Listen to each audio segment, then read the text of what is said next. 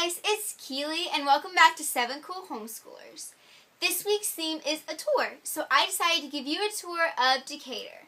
I was just going to go around and tell you a little bit of history that I knew, and I was going to go up to the old State Bank building and tell you the few things that I knew about it, but I was lucky enough to run into David Breland, who took time out of his schedule to show me, and you, a tour of the old State Bank building in downtown Decatur. So I was really lucky to get that. And I hope you enjoyed this video, and I had a blast making it. So, enjoy! Hi, I'm here at Point Mallard, which is the first wave pool in America, and I love it because it's the best place to go in the summer. It has a wave pool, an Olympic pool, a new lazy river that I'm really excited about trying out, and it's got huge kiddie splash pads for little kids with these great structures that pour water on you, and it's just really fun.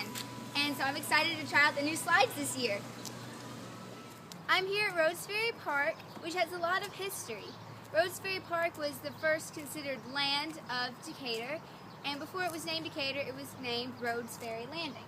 And it was really cool because there was a ferry that would take you from Decatur to the other side of the Tennessee River. Also, it's very neat because it has railroad tracks, and that's one of the many things that helped Decatur get started. Was it's closest to the river and its railroad tracks. The river ferries actually would take goods from Mississippi and New Orleans and bring them here to Decatur and distribute them back out again.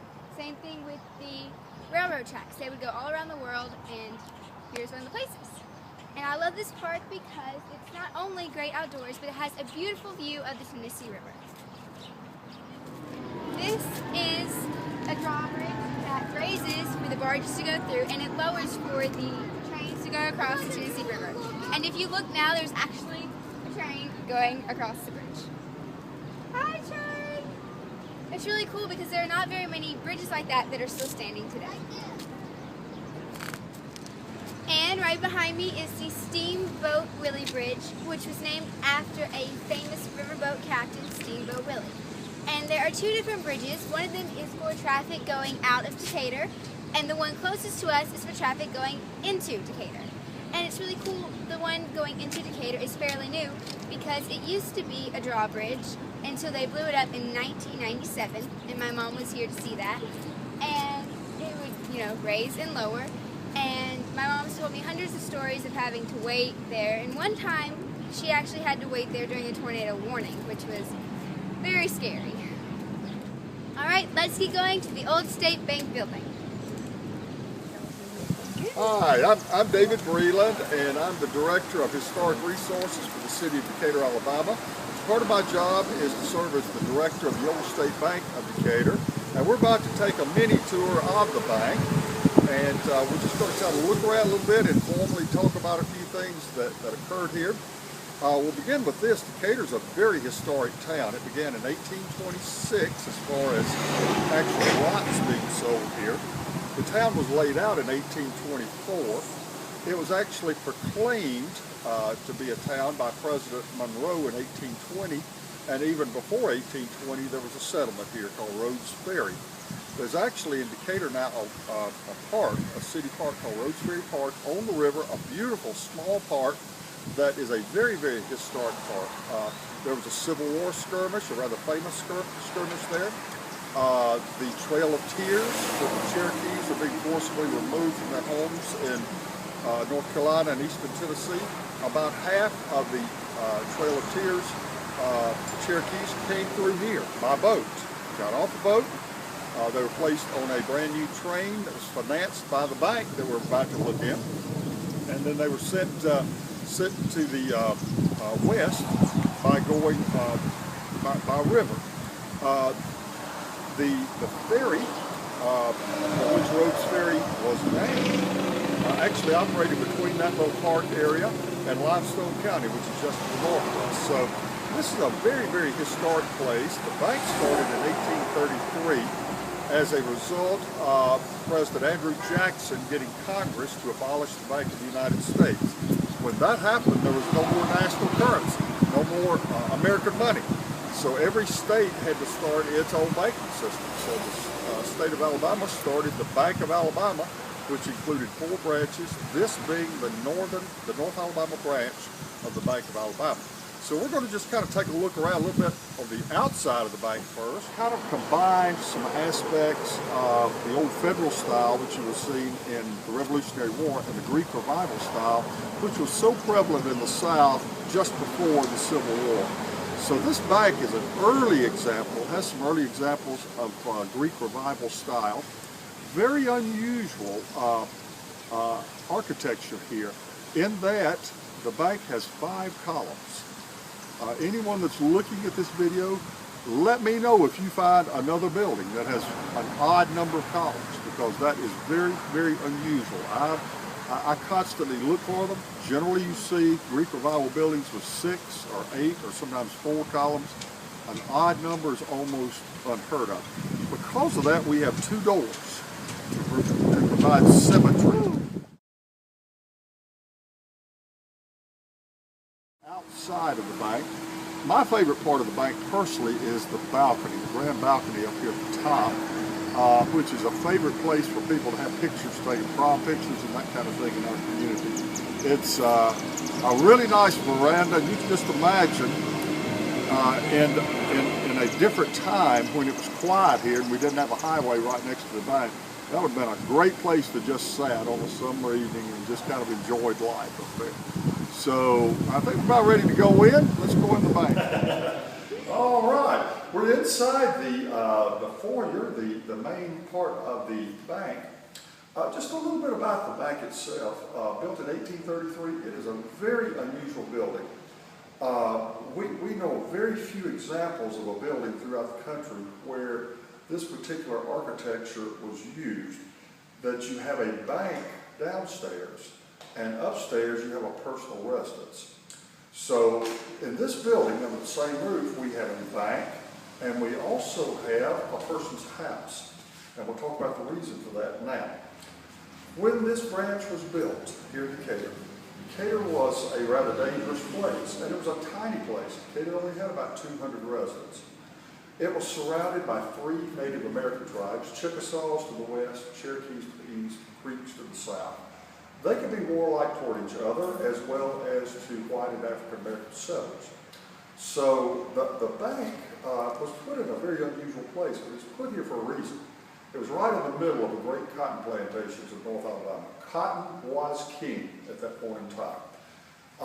And North Alabama had most of the huge cotton plantations of the state. Lots of money around here. So the bank, frankly, was put here not to service the needs of all the people. It was really put here to service the needs of cotton planters, major cotton planters in the area. Provide money for them to plant the crop, and then it was a place they could store their money when the crop was harvested.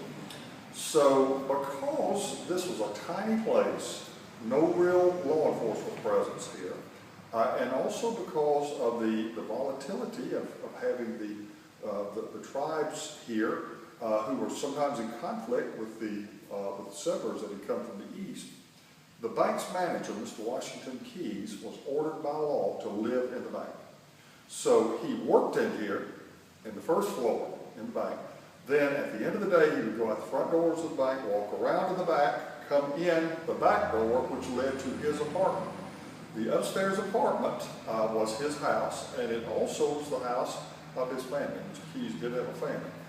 Mr. Keyes, we believe, was the first postmaster for the little settlement of Mooresville, Alabama, which is about 6 miles to the east of here. Mooresville has one of, if not the oldest continuously operating post offices in the country. A little clapboard building, a one-room building, and it has served that community for almost 200 years continuously. So Mr. Keyes came from there to the bank where he became the first manager here. Just a few things about the first floor. We have a mirror here, and I'm going to let you kind of turn the camera over here. I'm going to stand in front of this. I'm exactly 6 feet tall, and this will give you an idea of how tall this mirror is. I'm guessing 9 to 10 feet tall. This originally hung on the wall behind me, and there was a twin to it that hung on the wall on the far side, kind of a similar wall over there. We're actually afraid to put this one back up now. It's already pulled out of the plaster wall one time, and we just really don't want to take another chance with it. And we believe that the other, the twin to this is somewhere in this area. We're not sure exactly where that is, but we believe that it's a twin to the mirror also located here. You can see the teller cages. Those are a recreation of the originals. We're actually set up here. You see a drink cooler and also a cotton hamper, actually. We have a reception a little later today, so we're set up for that. But the cashier stand here is an exact recreation of the original. The original was gone by the time the bank was used as a Union supply depot and a field hospital. During the Civil War, our vault, which we'll take a look at here, was used to provide operations for Union soldiers. An operation back then, in many instances, was an amputation. So there were a number of instances of someone losing an arm or leg here in the bank, and desperate measures being used to help to save their lives. So let's step on into the vault here. We'll take a quick look at how wide these doors are. This is the width of the walls in here. The walls in here are about 2 feet thick. Therefore, this vault was almost totally safe from any kind of bombardment during the Civil War. And in fact, it was not demolished during the Civil War. Also, it's a little cooler in here. It's insulated because of the thickness of the brick and the limestone rocks that comprise the walls of the vault. Therefore, a little cooler, a little more comfortable place in which to do operations. But you got to take a look in here. It's got a vaulted ceiling. This has been a tough thing for someone to have an operation in here. Operations back then were very crude. There was not really any sterilization of instruments. Doctors didn't even know back then that washing your hands was a good thing to do in many instances. And there was no real anesthetic. So many times someone would have to have a limb removed while they were biting on a piece of leather. Okay, well, let's touch State Bank for about 10 years, 1833, 1842.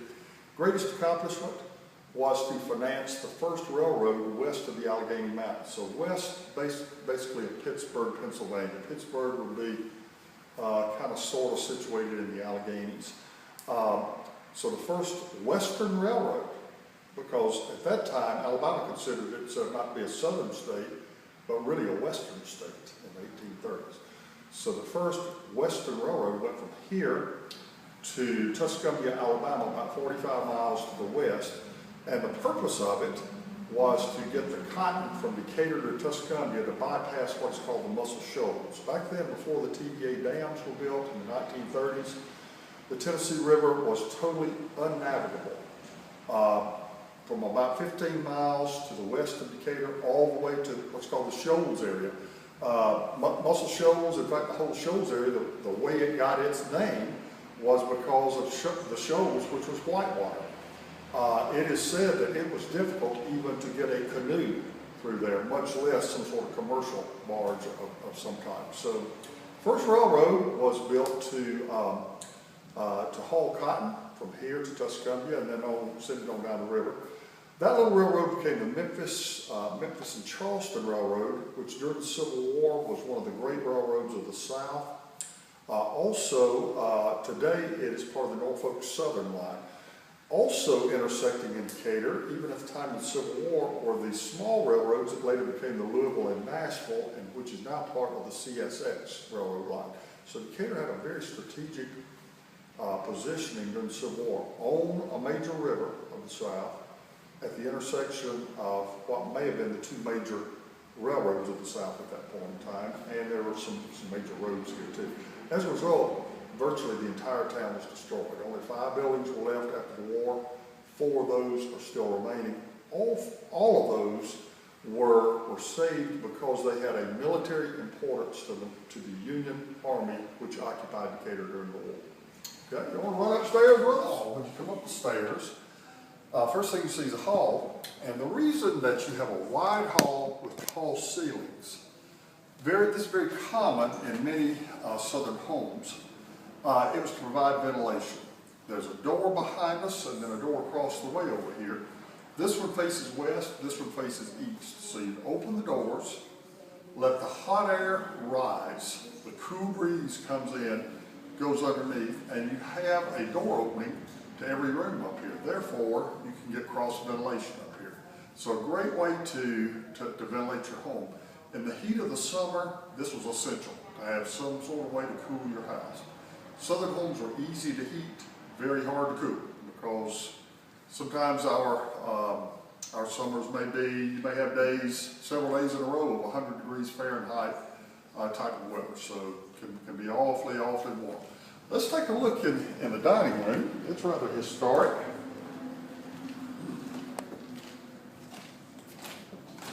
This is the dining room, and it was also the boardroom for the bank. Mr. Keyes and his family would have eaten at this exact table. That table is 180 years old and was in the bank when the bank was operating as a bank. There are a couple of types of furniture in here. One is the English Sheraton style, which is over here to my left. That piece of furniture would be from the 1790 to 1810, 1815 time period. And across the way is a piece of French Empire furniture, which would have dated from about 1820 to 1850. Also out here, come on over, let's take a quick peek through the blinds here. This is the side of our old kitchen. That is a recreation over here that we're about to restore the recreation. The roof desperately needs a little work out there, and we're about to start to work on that in just a couple of months. But the kitchen would have been separate from the house in a southern home because of heat, smoke, and also fire risk. If you burned down your kitchen, that was not a disaster. That was a common thing. But you did not want to burn down your house at the same time. While we're in this area, let's go ahead and look outside the back. The Dancy Poke House, which is over here kind of in the foreground, or background rather. It's the oldest building in Decatur, 1829. It's a great example of a southern plantation home from that era. Lots of folks say it could not be a plantation home because it doesn't have the big columns like in Gone with the Wind. The Greek Revival style, which you would have seen in Gone with the Wind, was very popular beginning in the 1840s. It was not yet popular in the 1820s when the Dancy Poke House was built.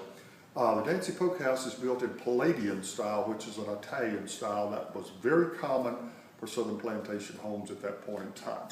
Okay, let's take a look at this mantle here, by the way, while we're in the area. It's a little hard to see it on the video, but this is all handcrafted. All the woodwork in here is handcrafted, and you can actually see right here the notches where someone was pulling probably a draw knife to build this right here. You can actually see the little dig-in prints. If it looks perfect, it's probably not handmade. That's just a good rule of thumb if you're antiquing. If you can see little imperfections in there, that's what you want to see. And I can see little things here that indicate definitely this was handmade. Okay, let's take a look at the park.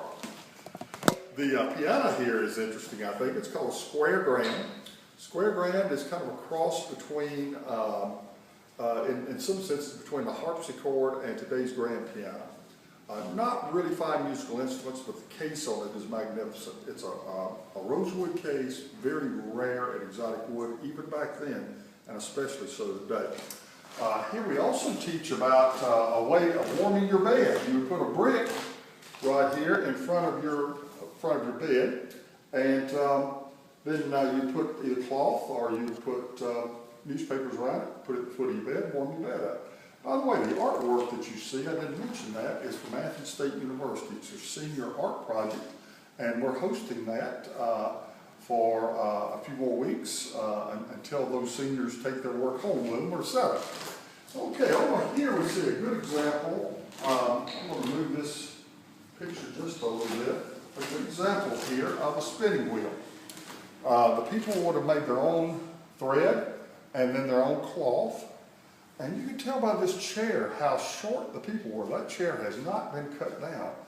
It was designed for someone about less than 5 feet tall, maybe 4 feet 10, 4 feet 11, which was about the average size of a female at that point in time. The males would have been about 5'5" or 5'6". So people were much shorter, much smaller back then. Okay, and this is just a good example of how they were begun the process of making their clothes. The real beginning of it, we need to take a picture of this. I think we got some cotton in here. This is real cotton. Had some folks yesterday from up north who had never seen cotton before, not in this form. And so I gave the lady a little what's called a bowl of it, B-O-L-L. And you can tell cotton, it would really tear your fingers up to pick it. There's a piece right there that's come off. Let me just show that, how sharp those edges are. That's almost like a rose thorn right there in its sharpness. Okay, and of course, cotton was the big product around here during the time this bank was here. This table is a game table, and it was used for entertainment. We have some examples of some early games that kids might have played. And our camera lady actually played some of them when she was 8 years old and came to a camp here. Okay, this is a pretty neat little thing here. It's an antique porcelain or china doll. And we actually do not know how old she is. She came from Natchez, Mississippi. She is well over 100 years old, but we don't know exactly how much older than 100 years she might be. But quite an old and valuable doll. Okay, let's take a look over the veranda out here real quickly.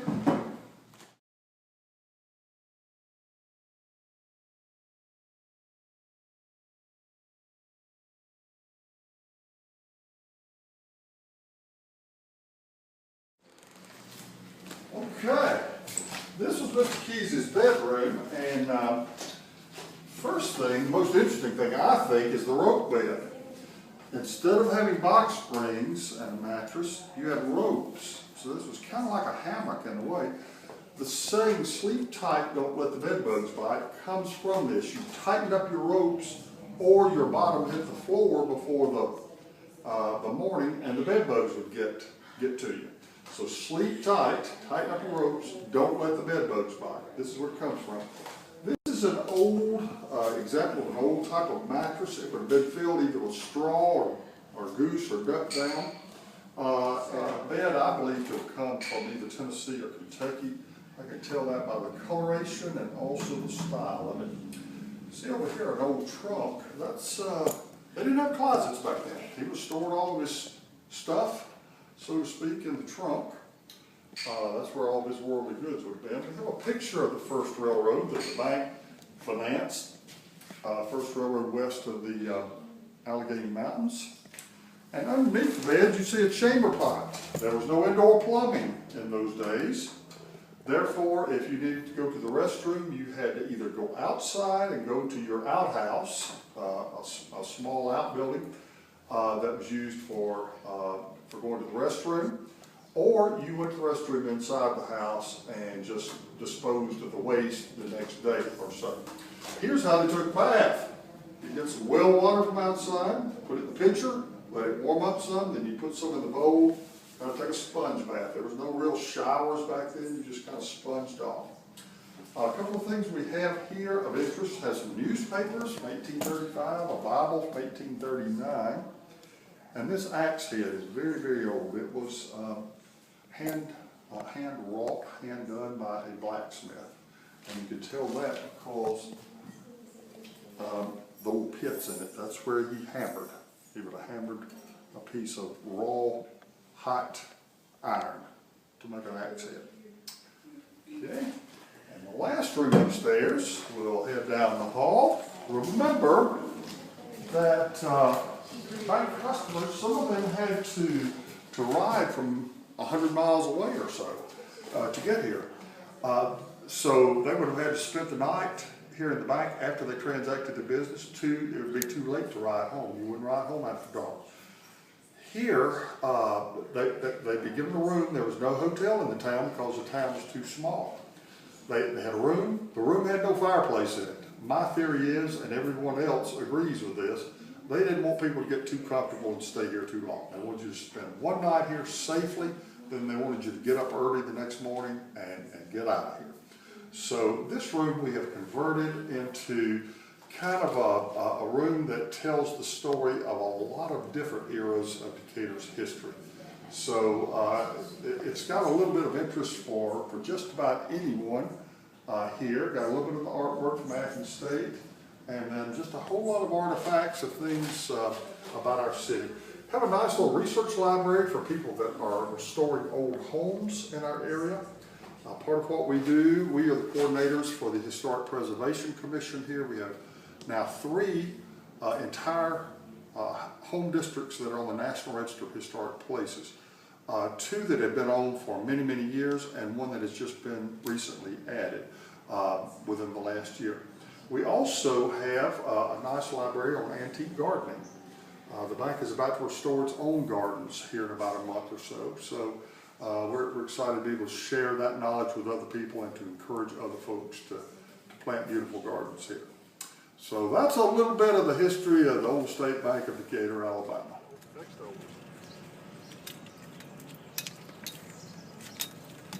That's a Greek Revival style.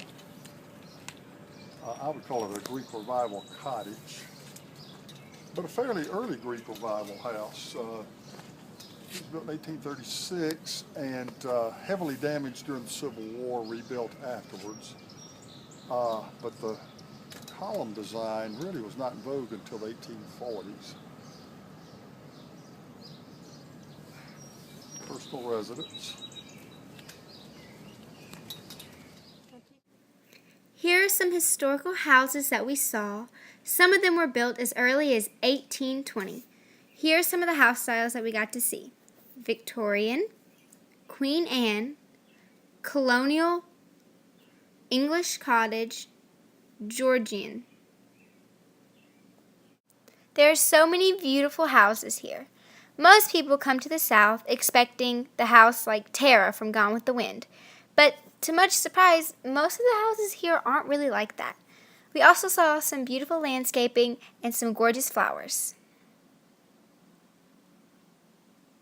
And this was one of our favorite things that we saw. It was a whimsy garden, and whimsy gardens originated in England, and it's kind of where you just put anything that catches your eye, and you'll see a bunch of wind chimes and chairs and license plates and bird feeders and this really cool chandelier, and it's just very beautiful. My mom decided that she wants to have one of those in our garden, and she's already on Pinterest looking up some ideas. So that's something in the nearby future. But we really loved it, and it sounds really pretty when the wind starts to blow. And this style of house is called Art Deco, and it was built in 1939 for Mrs. Nash's daughter as a wedding present. And it has a full shuffleboard down in the basement and a full soda fountain. This white house was named Shadowlawn and was owned by Dr. William Gill, who died treating patients during the yellow fever epidemic. This is a Japanese garden, made possible by the donation to the city of Decatur by Daikin American Corporation. It is also very beautiful and very peaceful here, with bunches of flowing water and beautiful plants surrounding it. The brick was gotten from an old building that was torn down in Decatur, and it is called Chicago brick. And we also saw some gorgeous flowers and some backyards that looked like they should have been in the secret garden.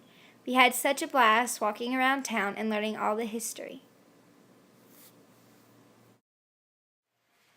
Thank you guys so much for watching the video. I hope you enjoyed it. If you would like to get more information, you can contact David Breland, and his contacts will be down in the description below. He said he'd be more than welcome to answer questions and tell you some more about things. So I hope to see you next Thursday on 7 Cool Homeschoolers. Don't forget to rate, comment, and subscribe. Bye! I wanted to say thank you to David Breland for taking time out of his schedule and showing me around Decatur.